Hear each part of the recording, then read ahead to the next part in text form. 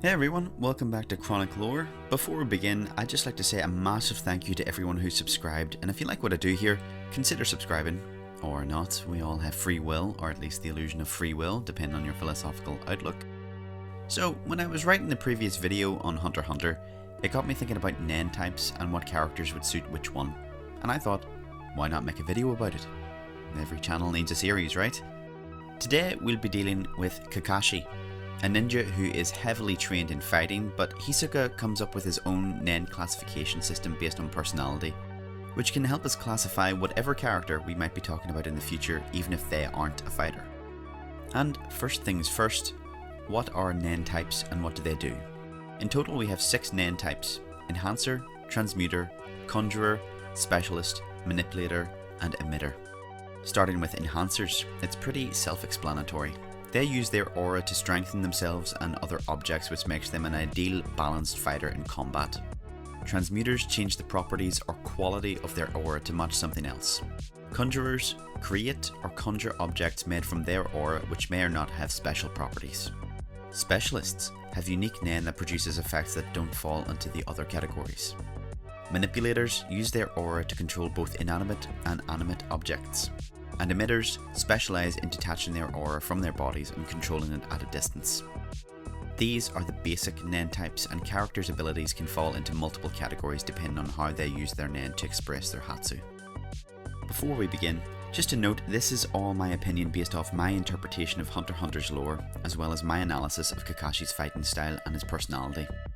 So with all the disclaimers done and dusted, let's get into the video. Kakashi Hatake is a ninja from Konoha in the Land of Fire. Being a Jonin, he is one of the elites and is widely regarded as one of the most powerful ninjas in the village. A large part of this reputation comes from his prowess with the Sharingan he received from his teammate Obito before he died. With this newly implanted Sharingan, he went on to copy many jutsu and techniques, earning him the title the Copy Ninja. But before even receiving the Sharingan, Kakashi was hailed as a genius, graduating the academy at 5, becoming a Chunin at 6, and quickly rising to the rank of Jonin at 12, so we can't attribute all of his skill to that of the Sharingan. He's got his own stuff going on. From what we see of Kakashi's fighting style throughout the series, he generally approaches fights with caution, preferring to scope out his foes before launching into a full-blown assault. In the beginning of the series, he would often start by using the substitution jutsu, especially on lower level opponents. This would get them to reveal their tactics, and Kakashi could then adjust accordingly. Later in the series, i.e. Shippuden, Kakashi would start fights off by creating a shadow clone, sometimes imbued with lightning for an extra surprise. This was so he could gain intel on his opponents and again adjust his strategy accordingly.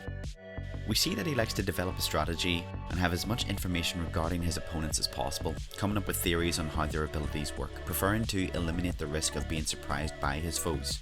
More often than not, his strategies will be very effective and he'll incorporate his teammates into them, using their abilities to their fullest.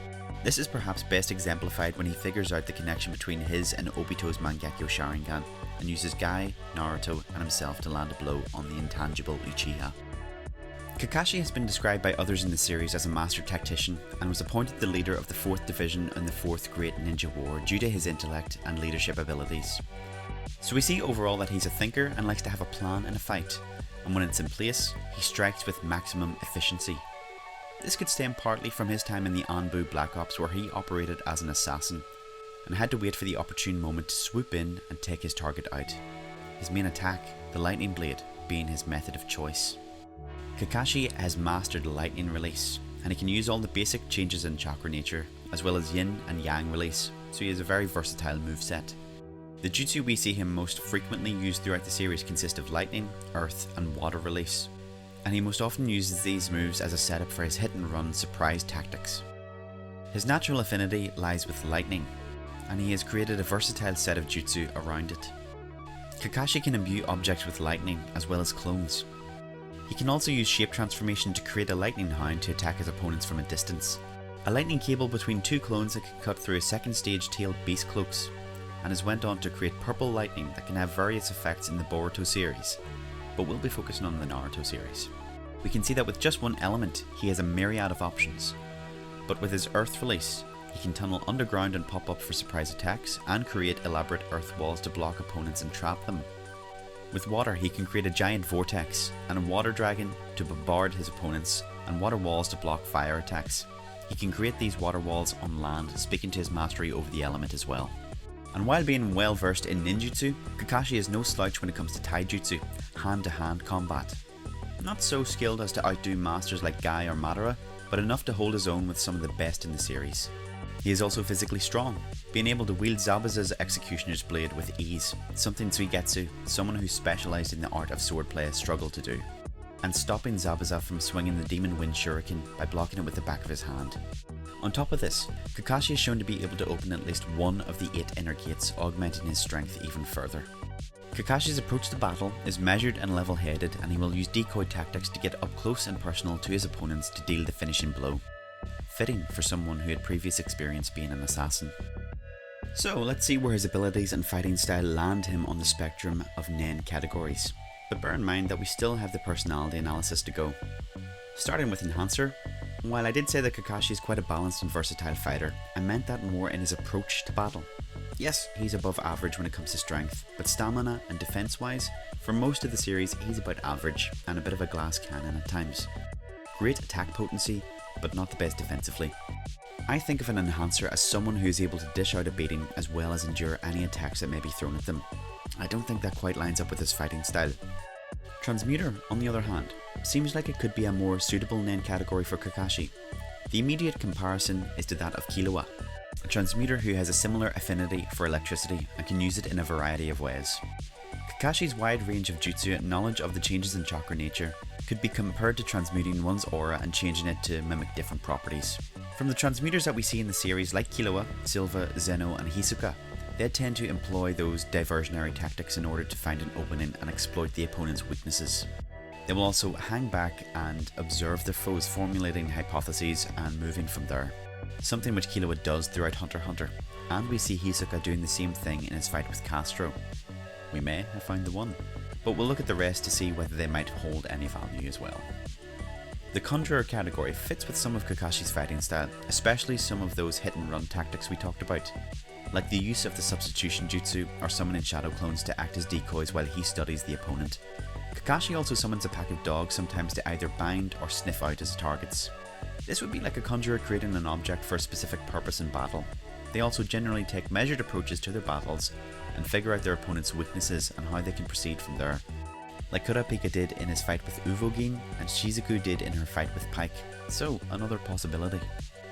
The specialist category is a tricky one, as there's no set traits they have for their abilities. The one commonality that they have is that they are unique abilities. Kakashi, whilst he has a wide array of jutsu, most of them are copied from others who use them, hardly unique. However, a specialist who copies people's skills does exist in Hunter x Hunter. Crollo. He uses his Hatsu, Skills Hunter, to steal others' unique Nen abilities, something similar to Kakashi and his Sharingan, and his use of the powerful ability Kamui. So it may seem quite applicable, but keep in mind that Kakashi's Sharingan was borrowed from Obito, the original owner of the eye, so can we really call him a specialist? Manipulator also aligns nicely with the use of the Sharingan, given that the eye grants the wielder the ability to easily perform genjutsu, creating illusions and hypnotizing people, which Kakashi has shown that he is able to do quite well in part 1 at least. Although he seems very knowledgeable on genjutsu, Kakashi is rarely seen using it as Naruto progresses, and it really doesn't seem to be one of his go-to moves. He's great at manipulating his opponents, but more from a tactical point of view, not from his techniques. And lastly, we have Emitter. While Kakashi does have some mid to long range jutsu like his Hound Lightning Blade or maybe even his Shadow clones, the majority of his fights end up with him in close combat right in the face of his adversaries. When you think of Kakashi, usually think of him pinning his opponent's movements down and finishing them off with a quick lightning blade through the torso, so I'd say Emitter is a no-go. For the fighting portion then, I think we've established that Kakashi most strongly aligns with the Transmuter Nen category, as well as having some crossover in the Conjurer and Specialist categories. I think it'll come down to the personality section to decide overall the results of this analysis. We learn that when Kakashi was young, he came across as arrogant, cold, and disapproved of anybody who broke the rules. This stemmed from his father being ostracized by the village for prioritizing the well-being of his teammates over the mission, eventually leading to his father taking his own life. This icy exterior would persist until the death of Obito, where Kakashi learned that there was more important things than value and protocol above all else. When we first meet him in the series, Kakashi appears aloof and extremely apathetic when it comes to training Team 7, but he does demonstrate that he cares for them on a deeper level as he protects and tutors them throughout the Land of Waves arc, eventually believing them worthy of becoming Chunin. In some more private moments, we see Kakashi spends a lot of his time alone, talking to Rin and Obito's memorials, which often causes him to be late, much to the annoyance of his students. He brushes this off with weak excuses like his teammate Obito before him. In these brief glimpses we get a sense of the guilt that Kakashi carries for both the death of Obito and Rin, and how these deaths have shaped his outlook, vowing to protect his current comrades in their memory. Instead of the arrogant self-righteous act that he put on when he was younger, this act now comes across as carefree and chilled, but both acts hide his deeper, more pained inner life. With this in mind, we can cross-reference his personality with that of Hisoka's Nen personality test. Even Hisoka admits that this is not 100% accurate, but it does give you a good idea of the subject's Nen type and is generally correct, as seen when he correctly identifies Gon's enhancer type, and everyone agreed with his other statements regarding the other categories. So Hisoka states that enhancers are simple-minded and determined, meaning they rarely hide things from others and are very straightforward in their actions and goals. From what we've said about Kakashi so far, I think we can agree that this doesn't really describe him at all. Kakashi's intelligence is one of his defining traits, and his out-of-the-box thinking is what gets him through a lot of his fights. Kakashi's also rarely straightforward with people, and constantly puts on a facade of aloofness, masking his true feelings. While these traits rule him out as being an enhancer, you could make a case for him being a transmuter. Transmuters are said to be whimsical, prone to deceit, and fickle. They often mask their true identities and motives even if their intentions are not bad, and are sometimes regarded as being weirdos or tricksters. This category seems to gel with Kakashi much better. Kakashi often presents whimsical excuses for his tardiness, and as we've discussed, he hides his true personality beneath that cool exterior, not to mention that for the entire series he also hid his face. Bear in mind that Killua also hid his intentions from Gon a lot of the time as he was trying to protect him, reasoning that to be the best option for everybody involved, and trying to help Gon with his mental recovery after the defeat in NGL. So this so-called deceit doesn't have to have those negative connotations.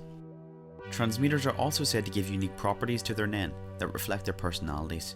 Kakashi, though he was known as the copy ninja, was also known for his prowess with lightning release and his signature technique, the Chidori and later the lightning blade, earning him a fierce reputation both in and out of Konoha. Transmuter seems to be leading the pack so far. Next up is the Conjurer category. Conjurers are said to be highly strung, stoic, and have a nervous disposition. They are thoughtful, analytical, and rarely caught off guard. Though I don't think the first part applies, the second part certainly does describe Kakashi, especially in battle. Through his planning and analysis of the battlefield, he is rarely caught out, and is generally a few steps ahead of his opponents and sometimes even his teammates. Conjurers are also said to be logical and practical in the application of their abilities. Again, this is an apt description of how Kakashi carries out his plans with maximum impact and minimal risk. So far so good, however I don't think we could say that Kakashi's disposition is highly strung and nervous. Generally he's a pretty chill guy even in high stakes situations, which is why he makes such an effective leader. Speaking of, we've now got Specialist. Specialists are independent as well as being charismatic, whilst also being somewhat standoffish about saying anything too personal about themselves. People are drawn to them and they tend to make good leaders. Honestly, I didn't expect Kakashi to fit so well into the Specialist category, but it's a pretty accurate description of him. At least that's how the people in Konoha would see him, as he is repeatedly put forward as a Hokage candidate over the course of the series, and many people predicted that he would one day be the leader of the village, of course eventually becoming the 6th Hokage. To say that he aligns most with the Specialist category would be to ignore all of the internal workings that we know are going on beneath his calm demeanour. Close, but not quite. Now we have Manipulator. They are said to be argumentative, logical, and take life at their own pace while not listening to others when they want to pursue something. I can get on board with the logical side of things and the whole taking their life at their own pace, but argumentative?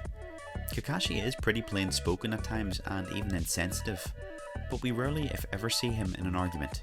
And as for not listening to others, Kakashi is a team player and takes on board everyone's opinions. I don't think he's a manipulator. And finally, we come to Emitter. Emitters, we're told, are impatient, short-tempered, not detail-oriented, and are volatile when confronted. Yeah, I don't think I even need to go into detail here. This doesn't describe Kakashi. So, having gone over his fighting style and looking at his personality, which Nen category does Kakashi belong to? I believe he fits best into the Transmuter category.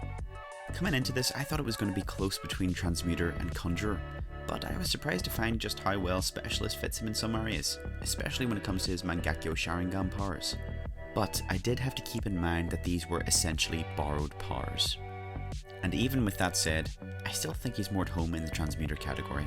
The tricky fighting style he employs, often using unorthodox methods to pin down his foes, as well as being known for his wide variety of jutsu and changes in chakra nature, paired with his elusive and often whimsical personality, plant him firmly in the Transmuter category along with Hisoka and Killua. Well, this has been fun. What do you think?